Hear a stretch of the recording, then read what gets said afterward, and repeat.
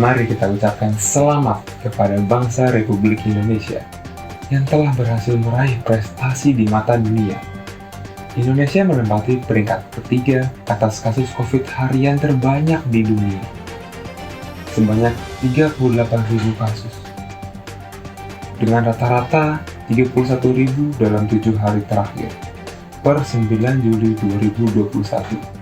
Tidak hanya sampai di sana saja, Indonesia juga menempati peringkat 12 dunia dengan jumlah kasus COVID terbanyak, hingga mencapai 2.420.000 jiwa. Tidak, itu tuh bukan merupakan sebuah prestasi bagi bangsa kita. Kita semua tuh tidak menginginkannya. Itu tuh merupakan sebuah bencana yang sudah terlanjur ada di negara ini. Dan hingga kini masih ada. Tolonglah. Jumlah kasus COVID-19 ini benar-benar fantastis sekaligus menakutkan bagi kita semua. Semua orang sudah lelah dengan kenyataan ini. Semua sudah terkena dampak negatif dari kehadiran virus ini. Angka kemiskinan meningkat, tingkat kesejahteraan masyarakat juga menurun. Ekonomi bangsa perlahan mulai tidak stabil. Tingkat pengangguran juga meningkat. Banyak saudara-saudara kita yang sedang kesulitan. Dan ada juga yang sedang berjuang untuk kesembuhannya dari paparan virus COVID-19 ini. Bahkan, tidak sedikit yang sudah kehilangan nyawanya dan menyisakan pilu kepada sanak saudara yang ditinggalkan. Namun, kita tidak bisa berhenti dan menyerah begitu saja. Bangsa kita sebelumnya sudah pernah bersatu untuk melawan penjajahan dan akhirnya berhasil kita taklukkan. Maka dari itu, sama akan hal yang kasus COVID-19 ini, kita harus bersatu dan yakin bahwa kita dapat melawan virus yang terkutuk ini. Kita tidak bisa melawan virus ini hanya dengan perkataan dan juga motivasi saja. Tetapi dibutuhkanlah aksi yang nyata untuk melawannya. Maka, setidaknya, mulailah perubahan dari diri kita sendiri masing-masing. Pertanyaannya, apa yang harus kita lakukan? Jawabannya cukup simpel, kita hanya perlu menerapkan kebiasaan baru yaitu 5M. Apa sih 5M itu? Yang pertama, jangan lupa untuk selalu memakai masker. Kenapa kita harus memakai masker? Seperti kita ketahui bersama, bahwa penularan virus corona dapat melalui droplet atau percikan yang dikeluarkan pada saat kita batuk ataupun berbicara. Penularan terjadi ketika percikan terhirup orang lain yang ada di sekitar kita. Oleh karena itu, masker dibuat untuk melindungi dari droplet yang dikeluarkan oleh orang lain agar tidak masuk ke hidung dan mulut kita, ataupun sebaliknya. Agar droplet kita tidak mengenai orang lain, karena kita tidak tahu kita atau lawan bicara kita yang sedang menjadi pembawa virus. Masker yang digunakan bisa berupa masker medis, ataupun masker kain 3 lapis. Kedua, mencuci tangan dengan sabun. Tangan kita adalah bagian tubuh yang paling aktif. Kita melakukan banyak kegiatan yang menggunakan tangan kita, sehingga tangan kita cenderung lebih kotor, dan banyak virus yang menempel di sana. Lalu, kenapa kita sering cuci tangan menggunakan sabun? Karena bagian luar pada komponen virus itu terbentuk dari lapisan lemak, sedangkan sabun memiliki sifat basah, yang mana dapat melarutkan lemak.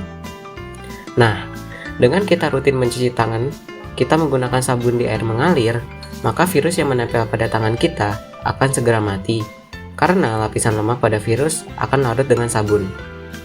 Ketiga, menjaga jarak, minimal sebanyak 1 meter. Seperti yang sudah dijelaskan sebelumnya, virus COVID dapat menyebar melalui droplet yang keluar dari mulut atau hidung. Droplet itu memiliki massa atau berat sehingga droplet akan jatuh terkena efek gravitasi. Tapi, droplet tidak dapat langsung jatuh begitu saja.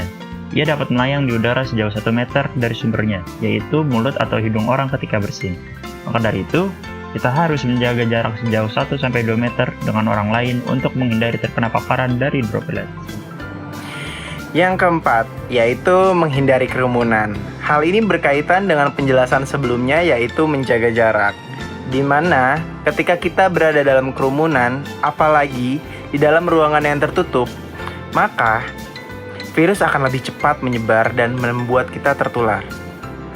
Hal ini menyebabkan semakin banyak kerumunan, maka akan semakin tinggi kemungkinan kita akan tertular oleh virus tersebut. Nah, oleh karena itu, buat teman-teman yang emang udah diharuskan untuk berpergian keluar, lebih baik tetap menghindari kerumunan. Kelima, mengurangi mobilitas. Mengurangi mobilitas itu apa sih?